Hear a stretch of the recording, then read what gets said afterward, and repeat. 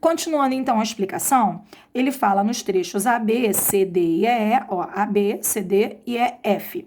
No diagrama, representa o aquecimento nos estados sólido, líquido e gasoso, respectivamente. Nesses trechos, o calor trocado é calor sensível. Vamos analisar isso. Por que é calor sensível? A, B, C, D e F. Ó, A, B. Veja bem, a temperatura aumenta. Você tá vendo aqui, ó? Temperatura, ó. A temperatura tá aumentando, mas o estado não muda. Lembra? Calor sensível, aula de calor sensível? A temperatura aumenta, varia, mas o estado não muda, continua no estado sólido. Aqui, ó, a temperatura aumenta, mas o estado é líquido. Aqui a temperatura aumenta, mas continua sendo gás, ok? Então, calor sensível, pois o corpo varia apenas a sua temperatura, portanto, a expressão que deve ser utilizada nesses trechos será Q igual a mc delta θ, porque é calor sensível, ok? Então, nos trechos Q1, ó, Q1, Q3 e Q5 é calor sensível. Já nos trechos BC e DE, ó, BC e DE, a temperatura não muda, constante. Olha aqui, ó, temperatura constante. Mas o estado de agregação da matéria muda. Então, a gente não tem o calor sensível, a gente vai ter o calor latente. Fórmula Q igual a ml, ok? Virando a página aqui, até agora é uma revisãozinha do que a gente já viu anteriormente. Então, ou seja, em Q2 e Q4, como eu acabei de falar, nós temos o calor latente. Então, essas etapas colocadas no diagrama de temperatura, em função da quantidade de calor absorvida, corresponde à curva de aquecimento da substância, representada na figura da página anterior, né, no caso.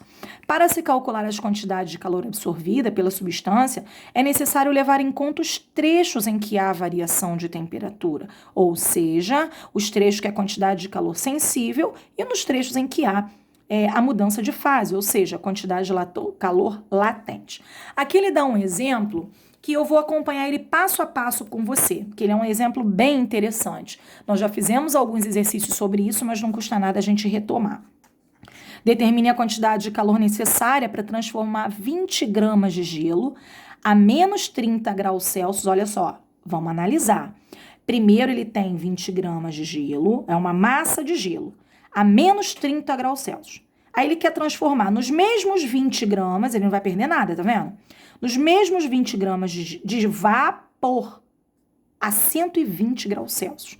Ora, não é assim, num passe de mágicas. Passou de gelo para vapor, pum, acabou. Não, senhor. Existe todo um processo. Veja bem, olha aqui, ó. Eu tenho gelo a menos 30.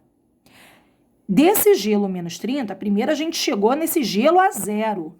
A 0 graus Celsius é a mudança de estado de agregação. Eu tenho gelo a 0 graus Celsius, né? Foi fornecida uma quantidade de calor que esse gelo a menos 30 passou a ser gelo a 0 graus Celsius. Por que eu coloquei 0 graus Celsius aqui? Porque 0 graus Celsius eu tenho gelo, mas eu também tenho água. É a mudança de estado, onde a temperatura é constante, mas muda o estado.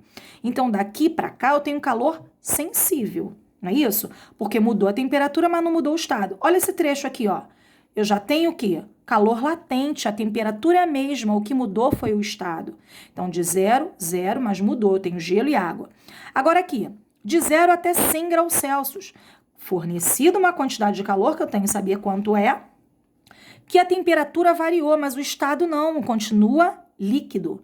Quando chega em 100 graus Celsius, eu já tenho água e eu começo a ter também vapor. Ou seja, a temperatura continua a mesma, mas olha o estado de agregação. Muda, eu tenho a 100 graus Celsius tanto água quanto vapor. Então, aqui, ó, já passa a ser calor latente. E depois, como a situação final ele pediu, ele quer a 120, de 100 graus Celsius a 120 graus Celsius, a gente vai permanecer no mesmo estado de agregação, mas a temperatura mudou. Eu vou ter somente vapor de 100 a 120 graus Celsius. Então, esse processo está dividido em 5 etapas. Olha, esse primeiro, de menos 30 até 0, uma etapa. Depois de 0 até 0, né, na mudança no calor latente, segunda etapa. Terceira etapa, quarta etapa, quinta etapa. Foi o que ele fez aqui, ó. Eu quero que você analise aí depois com calma. Esse daqui é a variação da temperatura, tá bom? Então, no primeiro momento, aquecendo o gelo até 0 graus Celsius. calor sensível. Daqui para cá, ok? Depois, daqui para cá, ó, fundindo gelo. Então, a Q igual a ml, segunda etapa. Terceira etapa, aquecendo a água de 0 até 100. Olha aqui, ó, calor sensível, né? Nós temos somente água, variação de temperatura, Q igual a mc delta θ. Daqui para cá, vai ser o quê? Calor latente, né? Por quê?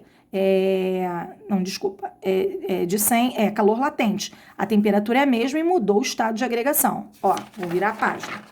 É a próxima que eu tô falando aqui, ó. Calor latente, tá vendo? E a última é de 100 até 120, que é o calor sensível, ok? O calor total vai ser o quê? A soma de todos esses calores.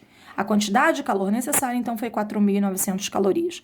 Eu oriento a você a refazer essa questão, esse exemplo, sem se trair, sem olhar no exemplo, ok? Eu peço a você, vou parar o vídeo aqui e peço para você, nesse momento, para fazer essa atividade sem olhar o exemplo e depois consultar.